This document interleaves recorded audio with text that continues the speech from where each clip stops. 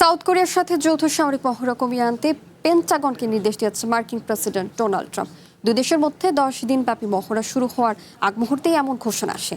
Truth সোশ্যালে এক বার্তায় Trump জানান নর্থ কোরিয়া নেতা কিম জং উনের সঙ্গে তার সুসম্পর্ক রয়েছে।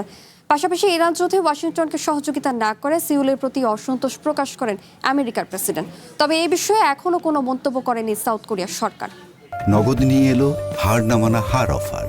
সর্বনিম্ন 10,000 টাকা রেমিটেন্স নগদে পাঠালে থাকছে স্বর্ণের হার জেতার সুযোগ।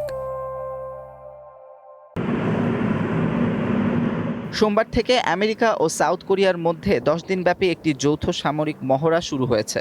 তবে এর কিছুক্ষণ আগে পেন্টাগনকে মহড়ার পরিধি কমিয়ে আনার নির্দেশ দেন আমেরিকান প্রেসিডেন্ট ডোনাল্ড ট্রাম্প।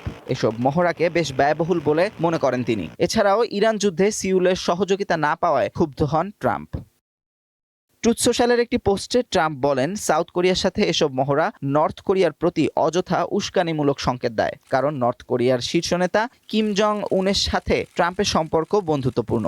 কিমের কাছ থেকে কখনো কোনো অসম্মানজনক আচরণ পাননি বলে ওই পোস্টে উল্লেখ করেন ট্রাম্প।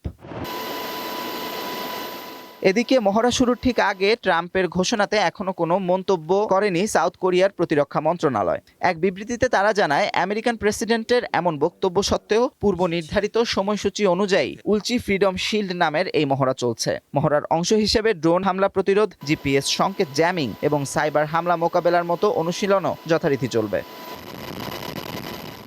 ট্রাম্পের জন্য এমন সিদ্ধান্ত নেওয়া কোনো নতুন বিষয় নয়। এর আগেও কিমের দোহাই দিয়ে সিউলের সাথে যৌথ মহড়া বন্ধ করেছিলেন তিনি। 2018 সালে নর্থ কোরিয়ার সঙ্গে একাধিক বৈঠকের পর যৌথ মহড়াকে ব্যয়বহুল ও উস্কানিমূলক বলেছিলেন Trump. Amanur Rahman, one international desk.